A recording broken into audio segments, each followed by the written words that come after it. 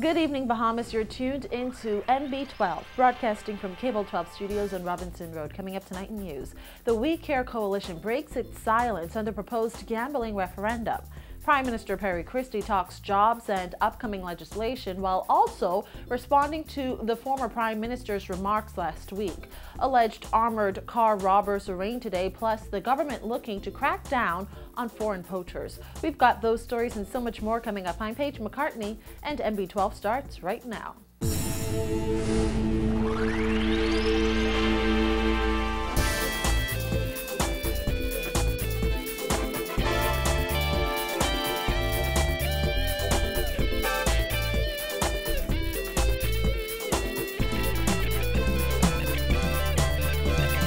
Welcome once again to NB12. The CEO of a popular chain of web shops who represents other prominent bosses of numbers houses is speaking out amidst the controversy surrounding his industry as the debate on the proposed referendum to legalize the numbers business heats up.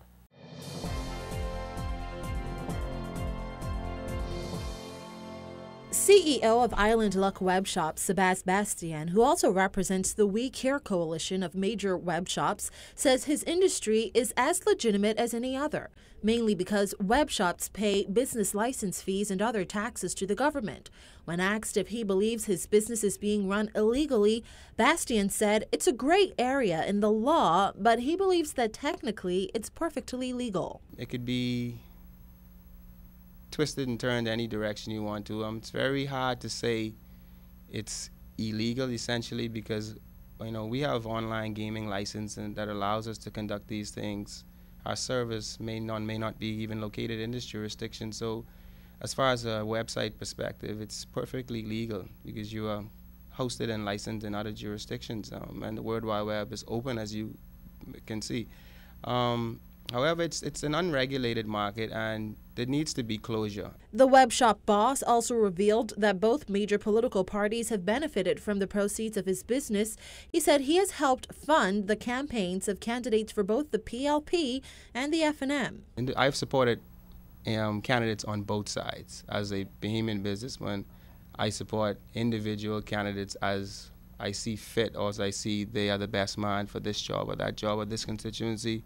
Bastian said a referendum is necessary, but he agrees with Prime Minister Perry Christie that casino gambling for Bahamians should not be included right now, although it may someday be the case. He said the government needs time to allow Bahamian ownership in casinos. We wouldn't want our monies to leave the country and benefit other countries and other people when, and leave us with nothing. I mean, that wouldn't make any sense. I think there should be a lot of Bahamian ownership.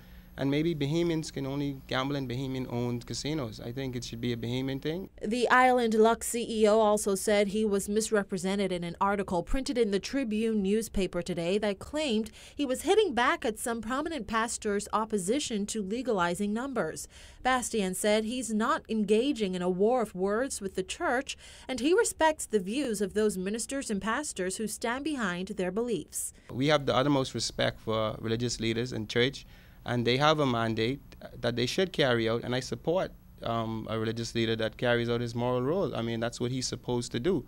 And I will never interfere, condemn, or speak out against any religious leader that voices his opinion. And we just respect the same courtesy. We do not respond to the church's claims or anything because we're not in a fight with the church. This is a public matter, a public issue, and the public will decide this, not the church or We Care. Or myself. I have one vote. That's all I have. Bastian said the numbers business has been in the Bahamas for more than 50 years now, and the country needs closure on this issue.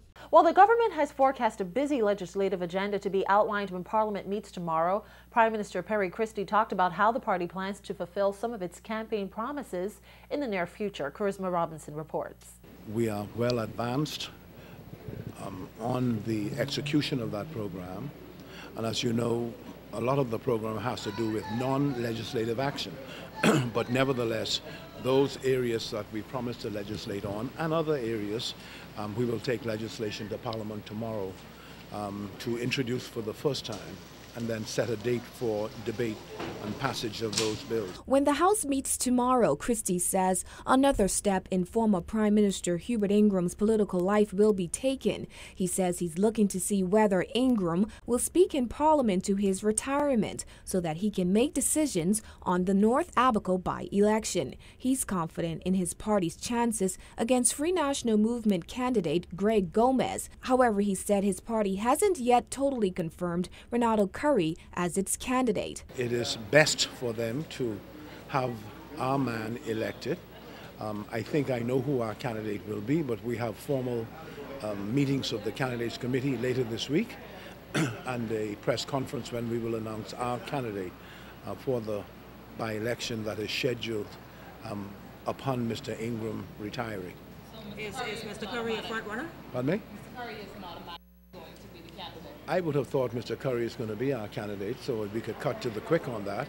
But it's a process that we have to go through, and I'm not sure whether anyone else has applied. But it would seem to me that he would have a very distinct advantage over any other candidate. Christie also says Ingram's retirement, which has been delayed to August 31st, doesn't mean that a referendum on the legalization of gambling will be delayed. He says that will still happen this year, and as soon as the government approaches its 100-day mark, he will speak to the country on the referendum and all of the other matters within its 100-day package.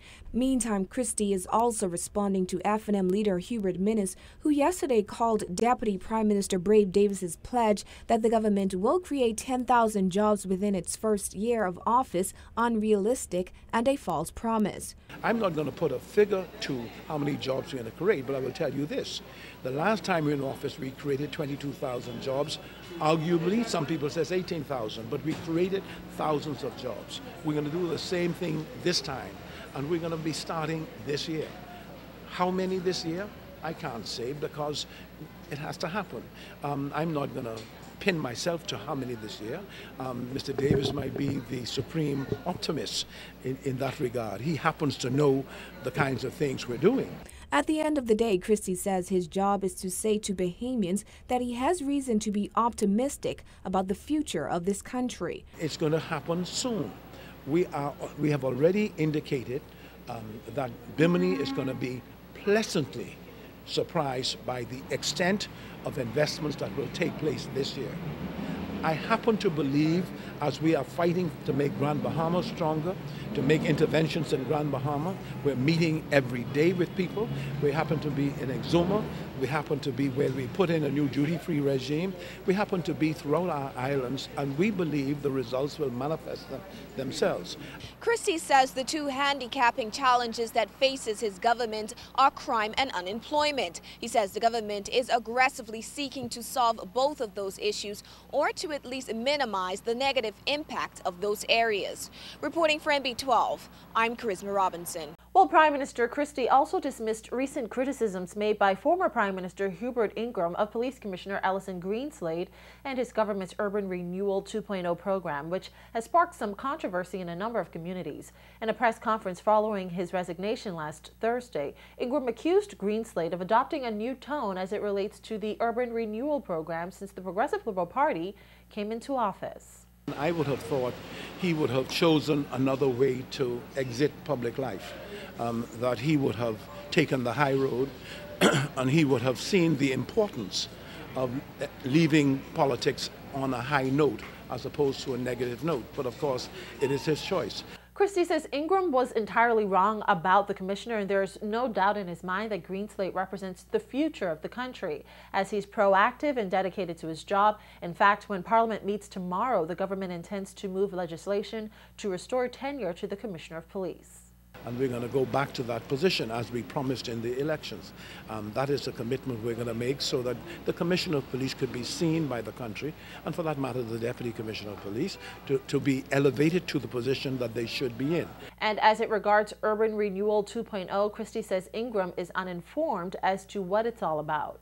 The police leads this campaign. People are seeing the police take actions on their behalf to remove all of the nuisances from their area, the bad things in their area, cut down the debris, the bush, the garbage, all of those things they see the police doing. They're warming up to the police being in their community, and they are sharing information with the police. That is community policing at its highest and at its best. To criticize it, to take the action that the F&M took in the past is uninformed and I think counterproductive to the best interests of our country. They were wrong in dismantling what we had in place, and you will see for yourself. Just watch for yourself what happens in the country. In the country, we are slowly introducing our programs to fight crime and the fear of crime.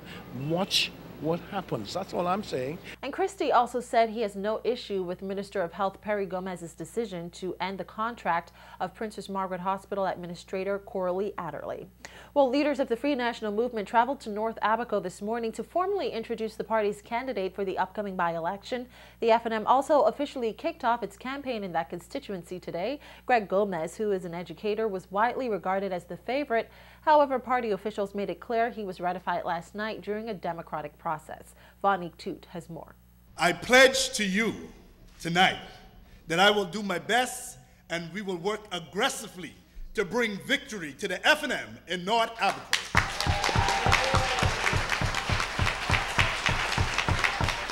After nearly 10 hours of deliberations, the Free National Movement selected Greg Gomez last night as the party's candidate in the North Abaco by-election. The National Central Council chose the 39-year-old father of three over three other applicants, Perry Thomas, Jackson McIntosh, and Kai Mills. His nomination came as no surprise, though. Retiring North Abaco Member of Parliament Hubert Ingram recently delayed his resignation to allow Gomez to sort out a residency issue that would have prevented him from becoming the party's candidate. If elected, Gomez says he will carry on the former Prime Minister's legacy. When we win the seat in Abaco,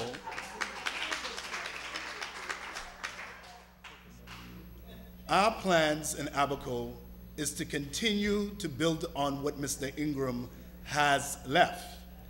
We also are going to galvanize the youth of Abaco and to push them forward by empowering them.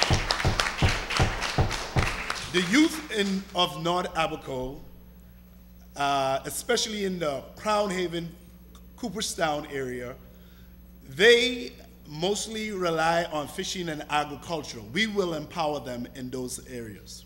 Mr. Ingram's resignation takes effect on August 31st. A by-election must be called within 60 days of that date. F&M leaders traveled to Abaco this morning to officially kick off the party's campaign. Gomez will go up against PLP candidate Renardo Curry. Ingram defeated him in the May 7th general election by nearly 400 votes. Though Curry has been on the ground campaigning for longer, F&M leader Dr. Hubert Ingram says he does not believe Gomez is at a disadvantage. Mr. Curry may have been there longer than he has, but we're not concerned with that. We feel that we have a better candidate than the PLP, and our candidate will prove victorious. Minnis says the opposition is determined to retain that seat. All the potential candidates were campaigning continuously, so it never stopped. As for Mr. Gomez, many of us will be joining him as early as tomorrow. And I myself will be moving to Abaco, barring parliamentary commitment, will be moving there as of Monday. And there will be many others following me. The Free National Movement is campaigning under the theme All Together. Party officials say the North Abaco by-election is considered to be a significant test that could prove the effectiveness of the opposition. Reporting for NB12, I'm Vonique Toot. Coming up after the break, more concessions for manufacturers in the Bahamas.